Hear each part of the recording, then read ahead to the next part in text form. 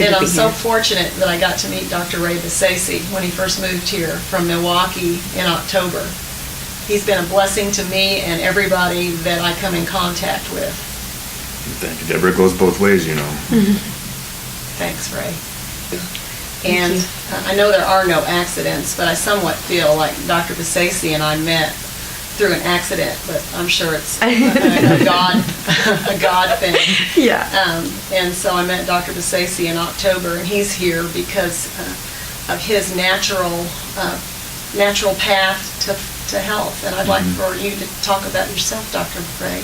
Okay, well, along the lines of what we're talking about here when we're talking about genetics, and most of the time I was going to ask you a question on the number, because most people think genetics plays a very small number in their overall health, and we're talking about prevention, and we're talking about age. One of the things that's most important to me, or close to my heart, so to speak, pardon the pun, Yeah. well, maybe not pardon, Yeah.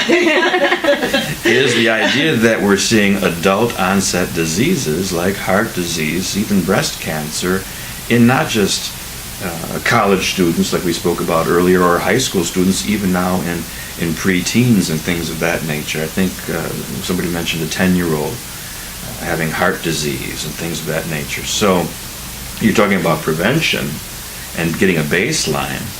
That's probably one of the most foundational things a person should do, is to find out where they're at, but get a snapshot of where they're at in comparison to their family history and their lifestyle and things of that nature, so we can prevent those genetic types of factors from becoming the factor that's a make it or break it type of deal.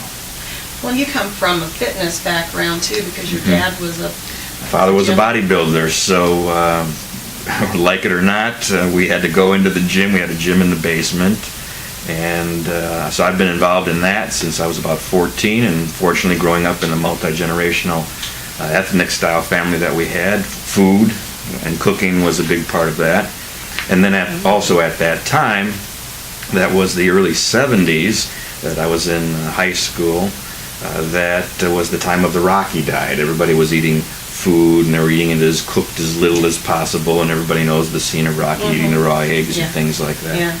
So I grew up in a fitness and nutrition atmosphere. Right. And then that just naturally led me to wanting to go to medical school, but I got talked into going into a different type of school, chiropractic college, because it was slightly leaning more toward a natural alternative type of approach. And my uncle, who's a medical doctor, he said, that's going to be the future of healthcare. He says, what you're going to see are medical doctors, medical practices encompassing fitness and nutrition as the foundation for their practice. And that dovetailed exactly into prevention. I think also your heritage plays a role in it, too. I know that the Mediterranean diet really lends itself more to a healthy lifestyle, and you're from Sicily. Your heritage is of Sicilian. Yeah. Well, you can look at things regardless of what geographical area a person's heritage comes from. That lifestyle, the Mediterranean diet, is the rim of the Mediterranean. So if those types of people from Spain to Sicily, Greece, Turkey, and all the way around to North Africa, if they adhere nutritionally to that type of lifestyle, they'll do well. Northern Europeans, and the Plains Native Americans, well, their dietary lifestyle is much different. And if they adhere to that, where maybe grains make more of the diet than a Mediterranean style, they'll do very, very well. It's when we see individuals come to what's now known as the American diet, or the standard American diet, and the acronym for that is appropriately SAD. They changed from what they were genetically maybe predisposed to, or what they evolutionarily grew up with, to this commercial food diet, which is foreign to any type of thing, and that's when we start to see the problems developing in this country that we're seeing that have become epidemic today. Well, the research that I've done, though, the good fats are the ones that people are confused about. Can you explain the difference between a good fat and a bad fat? Sure. It's like any food. It's like good sugars versus bad sugars, good carbs versus bad carbs. Is it a food or is it a chemical? And when we talk about fats, fats naturally come from, most fats will come from animal fats. Some fats come from plant fats like oils, olive oil. Everybody's heard about olive oil, flaxseed oil, things like that. Those are natural fats, and what makes them healthy, their health benefits, especially heart health, are the natural types of vitamin complexes like vitamin E, very important for heart health, vitamin A and D and K. Those are all found in those natural types of fats. Butter is a natural fat. Margarine is not a natural fat. I was raised in the 50s, and everybody had gotten away from the natural fats, and we thought that margarine was really what we were supposed to be using, and I find that I'm still having trouble getting my mom to use butter in a small portion rather than margarine. Yeah. So. Oh, I'm the same way in my family. We fried everything. But we're seeing, we've been talking about this for 25, 30 years, trans fats, which are illegal in some countries in Europe. The trend is moving now toward the right direction. And we can see an example of that when we're talking about good fats and bad fats in some of the newer products. I think one of them is called Smart Balance, which has no trans fats, but they also haven't crossed quite the line from butter yet. So people will also always ask me, well, is that a good thing? And I said, yes, it's a good thing in that it has no trans or hydrogenated fats.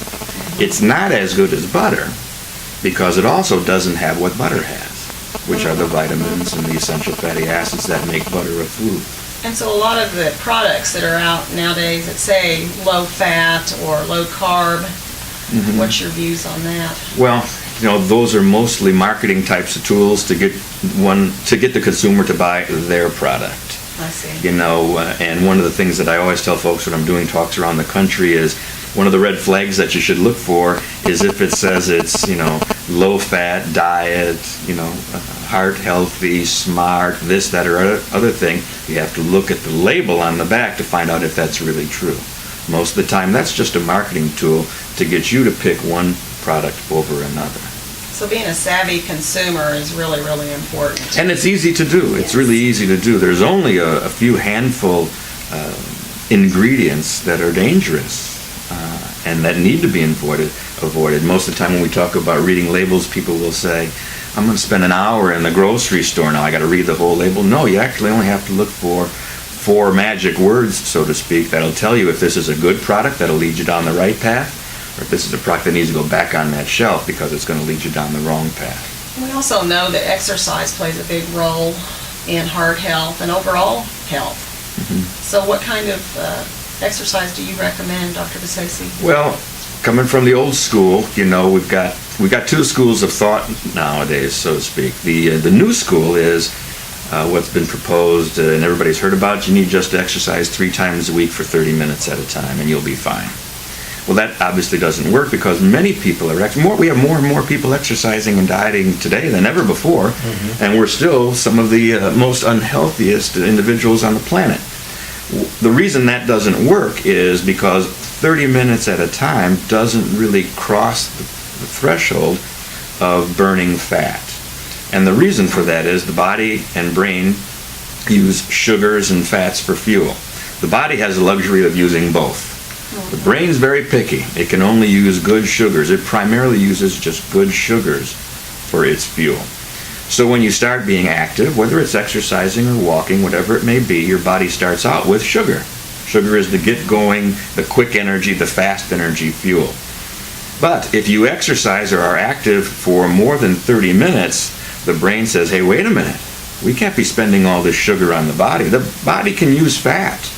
We need to save this sugar for the brain. So at 30 to 35 minutes within the average individual, it switches the body from burning sugar to burning fat. So you need a combination of cardiovascular exercise along with strength training from all my research. Exactly. So you want to exercise past 30 minutes because if you only exercise, if you bike for like a maniac for 30 minutes, you'll burn a lot of sugar, which is a good thing. But if you want to start to cross that line to burning fat, 35 minutes, 40 minutes. So instead of remembering the 3s, is what we always tell folks, remember the 4s. 40 minutes each time. And maybe try to go to 4 times a week. And also what you just mentioned, strength training. Most people are doing a lot of cardio and very little strength training. And the nice thing about strength training is the more tone your muscles have, the more sugar they'll burn. And muscles work 24 hours a day. And also to look better, feel better is all. And as we part of it. age, especially. Yeah, you know, strength training will really help sculpt and tone the body and give you a more fit look. And women don't bulk up like men because of our hormonal difference. So I know there are some women who are afraid to really do a lot with strength training for that reason. So Yeah. Yeah, it's easy to you know, guys want to build bulk. So, you know, some of the simple secrets or rules is the more repetitions you do, if you're going to do bicep curls, for example, the more repetitions, the more bulk. So most guys will do a lot of repetitions with a standard or usual amount of weight. Well, women don't want to do that. So they'll do fewer repetitions, maybe with a little bit more weight, because all they want to do is shape. They don't want to build bulk. So we've got a lot of simple secrets, and more people are learning them.